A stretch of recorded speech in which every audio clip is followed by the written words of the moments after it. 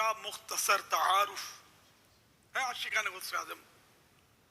شہنشاہ بغداد حضور غوث پاک رحمۃ اللہ علیہ بہت بڑے ولی اللہ بلکہ سردار اولیاء تھے.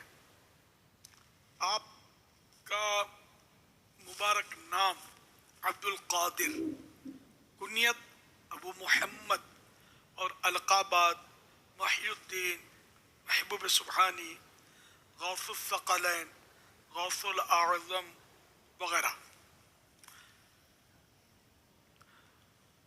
میرے مرشد غوث پاک رحمۃ اللہ علیہ 470 ہجری میں بغداد شریف کے قریب قصبہ جیلان میں رمضان شریف کی پہلی تاریخ کو پیدا ہوئے. آپ رحمۃ اللہ علیہ والد محترم کی طرف سے نواسہ رسول، جگر گوشہ بطول، سید الاسخیار، راکب دوش مصطفیٰ، امام حسن مجتبی رضی اللہ عنہ کے 11ویں پوتے ہیں. جبکہ امی جان کی طرف سے حضرت امام علی مقام، امام تشناکام، امام حمام، نواسہ مصطفیٰ امام حسین رضی اللہ عنہ کے 12ویں نواسے ہیں. جیسا کہ حضرت علامہ علی قاری علیہ رحمۃ اللہ الباری نے آپ کی امی جان کی طرف سے آپ کا نسب شریف بیان کیا ہے. تو یوں ماشاء اللہ الکریم اس معاملے میں بھی 11ویں 12ویں کی نسبت ہے. والد محترم کی طرف سے 11ویں امام حسن مجتبیٰ کے 11ویں پوتے، اور امام علی مقام سید الشہداء امام حسین رضی اللہ عنہ کی طرف سے ماں کی طرف سے آپ 12ویں نواسے. تو مولانا حسن رضا خان رحمۃ اللہ علیہ کا ایک شعر یہاں کہ یا غور جب 11ویں 12ویں میں، کیا غور جب 11ویں 12ویں میں، معما یہ ہم پر کھلا غوث اعظم، معما یہ ہم پر کھلا غوث اعظم. 11ویں شریف 12ویں شریف ان دونوں تاریخوں پر غور کیا. 11ویں مناتے ہیں، 12ویں مناتے ہیں. تو اس پر یہ مولانا حسن رضا خان رحمۃ اللہ علیہ کے شعر، اب ان کا معافی ضمیر پتہ نہیں ہے، معافی ضمیر مجھے پتہ نہیں ہے، لیکن یہ 11ویں اور 12ویں پر جب غور کیا تو 11ویں پوتے امام حسن کی نسبت سے اور امام حسین کی نسبت سے 12ویں نواسے. اعلیٰ حضرت رحمۃ اللہ علیہ مزید اعلیٰ حضرت مولانا حسن رضا خان کا شعر ہے مزید اس کے ساتھ: تمہیں وصل بے فصل ہے شاہدی سے،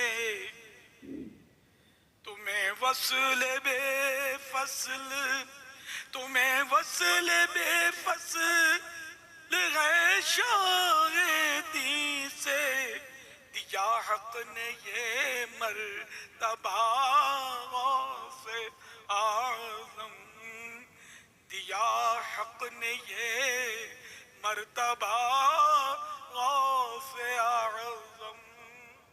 وصل مانے نزدیکی، قرب، ملاپ، اور بے فصل مانے کوئی اس میں گیپ نہیں ہے، بغیر گیپ کے، بغیر فاصلے کے آپ کو مطلب سرکار صلی اللہ علیہ وسلم سے نسبت ہے. تمہیں وصل بے فصل ہے شاہدی سے، دیا حق نے یہ مرتبہ غوث اعظم. یہ تو آسان ہے نا کہ اللہ پاک نے آپ کو یہ مرتبہ عطا کیا ہے. میرے آقا اعلیٰ حضرت کا بھی بڑا پیارا شعر ہے: نبوی می علوی فصل بطولی گلشن نبوی می علوی فصل بطولی گلشن حسنی پھول حسینی ہے مہکنا تیرا حسنی پھول حسینی ہے مہکنا تیرا صلو علی الحبیب صلی اللہ علی محمد.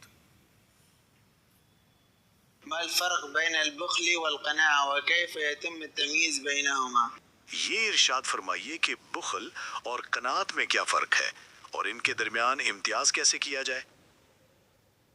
بخل تو ہے اصل کنجوسی.